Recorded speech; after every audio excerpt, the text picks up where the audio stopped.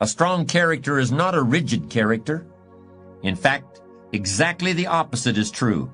Although it's important to be firm when you know something is right and to maintain that right position even when the crowd is going against you and wants to put you down, it's also important for a person to remember that no person is God. Nobody is infallible or invincible. Sometimes when the tide has run against you for a long time, it may be that what you held as a certainty was in fact not true in the light of overwhelming circumstances. It's not only right, it's also smart to be able to see more than one way to accomplish a task. It's wise to see more than one solution to any problem. It's a good skill to see things as someone else might see them. Because when the plan that served you so well for so long doesn't work anymore, then it's time to find another way. It's time to bend. It's time to move on, to change, to compromise, to talk. Or you'll risk snapping like a dead branch in a stiff breeze. When it comes to lasting a long time, to standing tall and being strong, but knowing when to bend, the trees have a lot to teach us. I don't know if you have ever had first-hand experience of the tremendous destructive power of tropical force storms. I've experienced a hurricane and had a chance to witness close-up and personal what a combination of wind and water can do to everything that stands in its path. The rain fell so long and hard that it completely soaked the ground and loosened the roots of even the tallest trees. At the same time, the wind blew with such force that century-old trees, tall and hard and strong, were blown over like so many toy soldiers standing on parade knocked down by a toddler at play.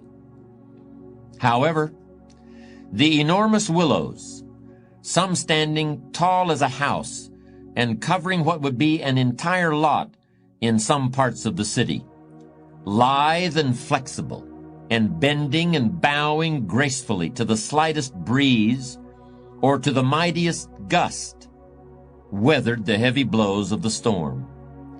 They were almost the only large objects left standing after the air had cleared.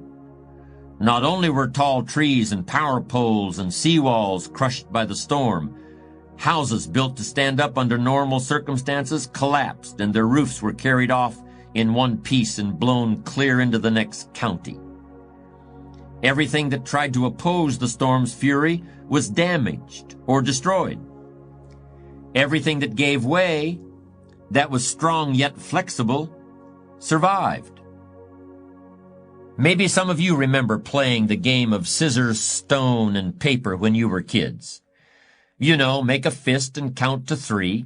At 3, put out a flat hand, paper, 2 fingers, scissors, or keep the fist, stone. In the game, scissors cut paper, paper covers stone, and stone breaks scissors. Whoever put out the winning object got a point. The best strategy was not to stick to one thing. You had to try and guess what your opponent would offer, and turn your fist into the thing that would defeat your opponent's scissors, stone, or paper.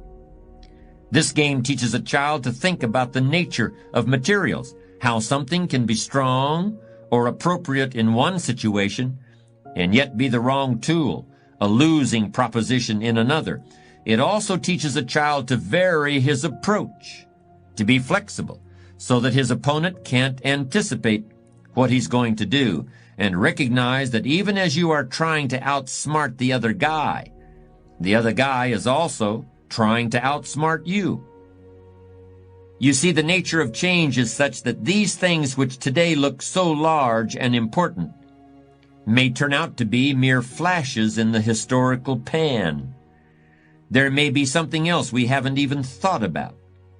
It could be something as obscure as a population explosion among virus-resistant rabbits in Australia.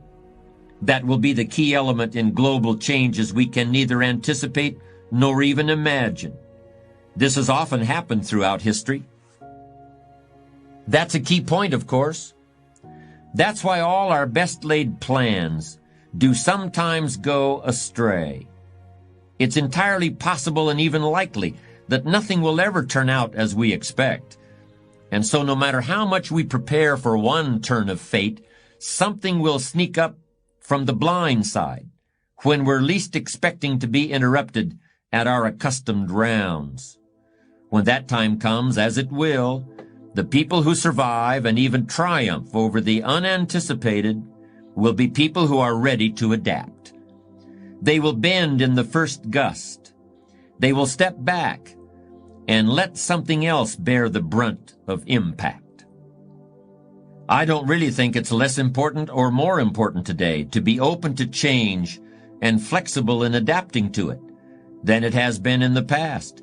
It's always been important to be flexible and far-sighted, anticipating whenever we can, and when we can't anticipate, being prepared for all possibilities.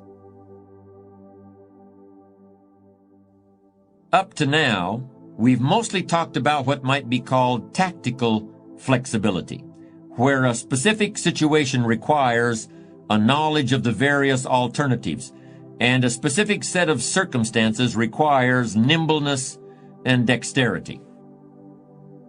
More difficult and more important is the inner flexibility and long-range adaptability that are called for from the person who wants not just to survive, but succeed.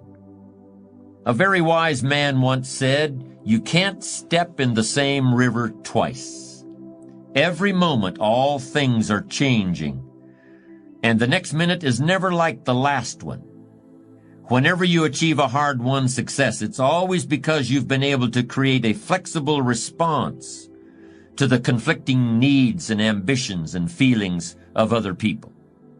You've been able to sidestep the accidents of fate and the quirks of nature and the innate tendency we all have to depend on yesterday's solutions to solve today's problems." It's interesting to observe that at one of the times of greatest luxury and power and perhaps complacency ever in the history of the world, the heyday of the Roman Empire, a philosophy arose that attempted to teach these men who ruled the known world how to govern themselves. These philosophers, who called themselves Stoics, taught that in order simply to survive in life, let alone be a leader, you must learn to take responsibility for the way things affect you. At the same time, you must learn to bend with the wind of forces too great for your control. This kind of self-measurement and self-control should be part of every grown-up's character. After all, an adult is the leader of his own family, of his children, who grow up in part learning from his example. To be firm but fair, to be clear and consistent but flexible, is to possess maturity. Kids are delightful, but sometimes they are the most inflexible people on earth. Since circumstances almost never turn out exactly the way they want them to, they are on a constant roller coaster ride in terms of their responses, up one minute, down the next. In other ways, however, because they haven't formed opinions about a lot of things and lack the experience which can trick people into anticipating an outcome, kids can be far more adaptable than grown-ups. They can accept poverty or harsh living conditions or sudden reverses in fortune, because for children, all things look equally inevitable and have always been there. Children have softer bones and dispositions than older people, so they're more apt to receive new impressions instead of repelling or opposing them. This is, like all our traits and gifts, both a blessing and a curse. Old people can get set in their ways, can get mentally as well as physically brittle. They can tell themselves that they know it all already, have seen it all before, and instead of struggling against the hardening of the arteries and the ossification of ideas, they can become as stubborn and willful as children who don't know anything, and with often the same harmful results.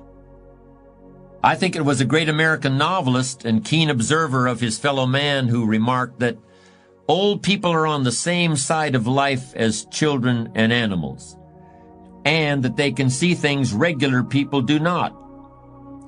Well, old people and children as well as animals can get so set in their ways that nothing, not even the survival instinct, will change them.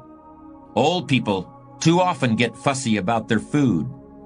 They also get particular about what people talk about in front of them, and who performs those little services that old people and babies often require, like feeding, and sometimes even changing diapers. It's uncomfortable to think about our bodies turning on us this way, but it doesn't do to be rigid and say that we'll never get old and set our minds into some hardened position so that we cannot accept help when it's needed and offered.